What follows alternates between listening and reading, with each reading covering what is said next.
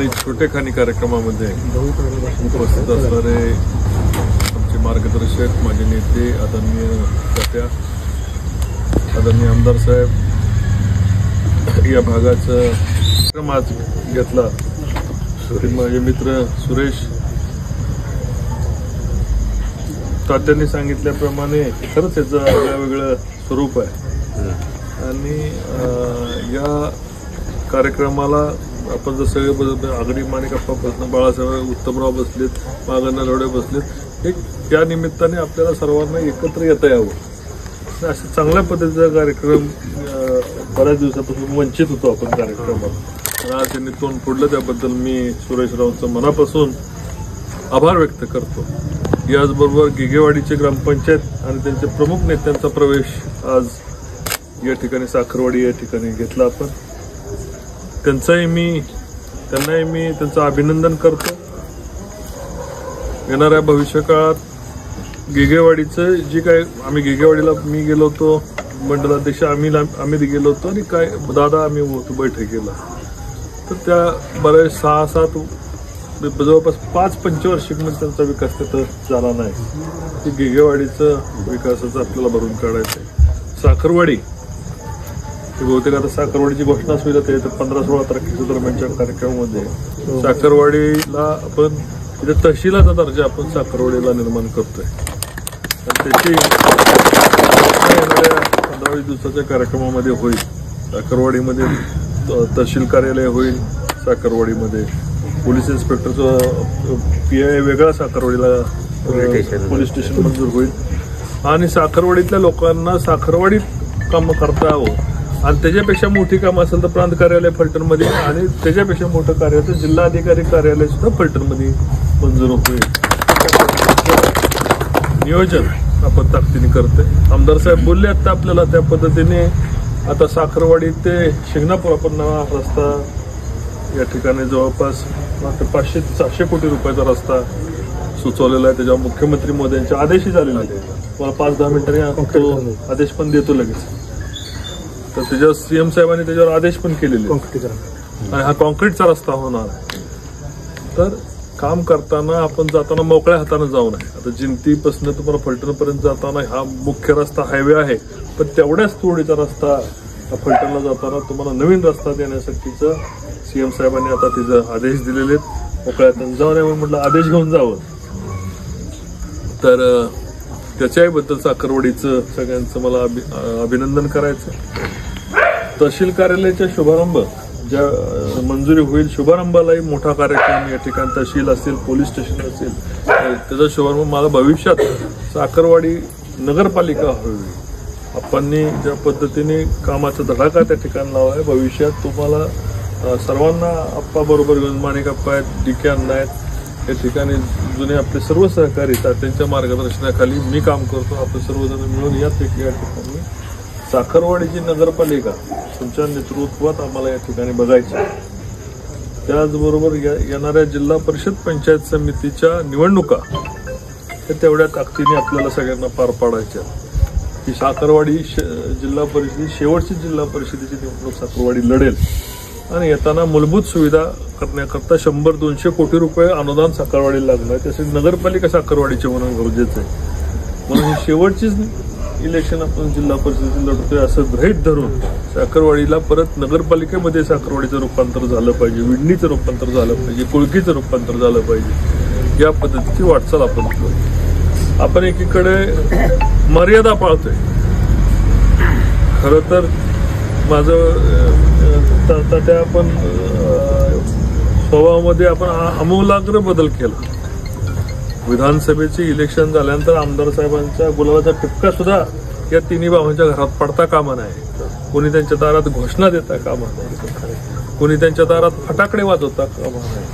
त्यांच्याच नव्हे तर राजे कुटुंबियाला म्हणणाऱ्या एकाही कार्यकर्त्याच्या दारासमोर फटाकडे वाजवू नये अशा पद्धतीच्या सूचना आपण निवडणुकीचा निकाल यश सुद्धा पचवता आलं पाहिजे. आम्ही अपयश पचवलेले आणि यश पण पचवता आलं पाहिजे. तालुक्याचा आमदार निवडून येऊन आम्ही तालुक्यामध्ये शिस्त घातली. विरोधकाच्या नावाने घोषणा मी त्यावेळेस सांगितलं की योग्य गरज असेल तर रामराजेंचे सुद्धा तुम्ही मार्गदर्शन घ्या. त्यांचंही त्या विधानसभेच्या विजयी मिरवणुकीत त्यांचंही योगदान आणि सगळं आम्ही मान्य करून बाबा तुमच्याही अनुभवाची गरज पडली तर तुम्ही आमदार साहेबांना बोलवा, तुम्ही ज्येष्ठ आहात, अशा पद्धतीचं पण त्या ठिकाणी वक्तव्य केलं. आम्ही एका बाजूला ह्याच्यामध्ये तात्यांच्या मार्गदर्शनाखाली आम्ही शिस्तीने चाललोय. लोकांच्याशी वागताना बोलताना आपल्याकडनं चुकू नये, विरोधकाशी वागताना आपल्याकडनं चुकू नये. मग श्रीमंत रामराजे असतील, त्यांचे कुटुंबीय असतील, किती पर्सनल लेवलला जाऊन माझ्यावर बोलतात, किती त्या 100% अपवाद असतात, तरी सुद्धा मी त्यांना तोंड देताना आपण नम्रपणे आपण तोंड द्यायची भूमिका घेतो. काल एका ठिकाणी मी वाचलं की याला आडवा करू, त्याला धक्का मारला तरी पडून जाऊ काल. आणि ही भाषा मला वाटतं ही भाषा फलटण तालुक्यामध्ये जी संस्कृती आपण निर्माण करायला चालतो, तुम्ही विकासाच्या मुद्द्यावर बोला, मला आडवं करून माझ्या संरक्षणावर बोलून किंवा मला धक्का द्यायची भूमिका ठेवून ह्याच्यामध्ये तालुक्याचा विकास होणार नाही, तरुण पिढीचा विकास होणार. आपण राज्य महामार्ग करायला निघालोय, या ठिकाणी कॅनॉल नवीन निर्माण करायला निघालोय, पाण्याचे प्रकल्प निघाले, तहसील कार्यालय, जिल्हाधिकारी कार्यालय, आरटीओ ऑफिस नवीन, त्या ठिकाणी आपण कोर्ट, या ठिकाणी सेशन कोर्ट मंजूर केलं. तालुक्याचा विकास हा जिल्ह्याच्या दृष्टीने चाललेला आहे. आणि अशा काळामध्ये मला विरोधकांना समजून सांगायला पाहिजे, तुम्ही विकासाच्या मुद्द्यावर बोला, तुमच्याकडून गुद्द्यावरीची अपेक्षा मुळीच नव्हती, पण तुम्ही आता गुद्द्याची भाषा करू लागला, याला धक्का देऊ, याला आडवा करू, त्याला पाडू. खुशाल तुम्हाला जे म्हणत आहे ते करा, आम्ही त्याच्यामध्ये आमच्या डोक्यात काय नाही. आणि आम्ही त्याला प्रत्युत्तर म्हणून कुठलाही शब्द, आवाजचे शब्द सुद्धा काढणार नाही. माझ्याकडनं मी आज सांगतो की त्यांनी उद्या शिवीगाळ केली, उद्या येऊन म्हटलं बाबा माझं गचुरं जरी धरायचा प्रयत्न केला तरीही मी त्याला काही आवाजचे शब्द काढणार नाही. हा संकल्प या तालुक्याचा सन्मान राहायला पाहिजे. रणजित निंबाळकरचा अपमान केला म्हणून होणार नाही, पण संस्कृतीचा अपमान नाही झाला पाहिजे. वयाच्या अनुभवाने मी कधी चुकलो असेल, अर्वाच्य भाषा गेली असेल, चुका झाल्या असतील, त्याच्याही मी क्षमा मागून झालेले आहे. आणि आपण नव्या संस्कृतीकडे तालुक्याचं नाव मोठं झालं पाहिजे. व्यक्तिगत आपल्याला कोणी नावं ठेवत असेल, बोट दाखवत असेल, आपल्यावर टीका टिप्पणी करत असेल, एका मर्यादेत राहून त्याचं उत्तर नक्की दिलं पाहिजे. राजकारणामध्ये उत्तर नाही दिलं तर मग म्हणतात की न बोलणाऱ्याचं गहू पण खपत नाहीत आणि बोलणाऱ्याचं हुलगं बी खपतात. तर राजकारणामध्ये संस्कृतीत राहून त्याचं उत्तर देणं अपेक्षित आहे. आणि जरी त्यांनी ज्या पद्धतीच्या खालच्या दर्जावर येऊन संजय बाबांनी आणि त्यांच्या बंधूंनी जरी चालू केलं असेल तरी आपल्या कार्यकर्त्यांना मला सांगायचं की आपल्याला त्या पद्धतीचं उत्तर द्यायचं नाही. आणि आपण चांगल्या पद्धतीने तालुक्यामध्ये विकास करायला निघालोय आणि विकासाच्या मुद्द्यावर आपण बोलायला निघालोय.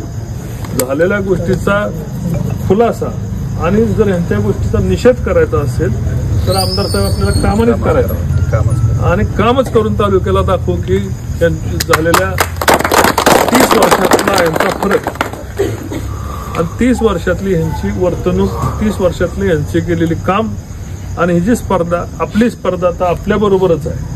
तालुक्यामधल्या लोकांनी आज तुम्हाला 1.25 लाख मतांनी निवडून दिली. एकीकडे 1.25 लाख लोक तुमच्यावर विश्वास ठेवून आहेत, माझ्यावर विश्वास ठेवून आहेत. त्या 1.25 लाख लोकांचा अनादर आपल्याकडनं करता कामा नये. या दृष्टीने दिलेल्या शिव्या सुद्धा आपण फुलं म्हणून स्वीकारू आणि काम करून दाखवू, हेच मला या ठिकाणी नम्रपणे नमूद करायचे. आपण आपल्या या ठिकाणी कार्यक्रम घेतला त्याबद्दल मी सगळ्यांना धन्यवाद देतो आणि माझे 2 शब्द संपवतो. जय हिंद, जय महाराष्ट्र.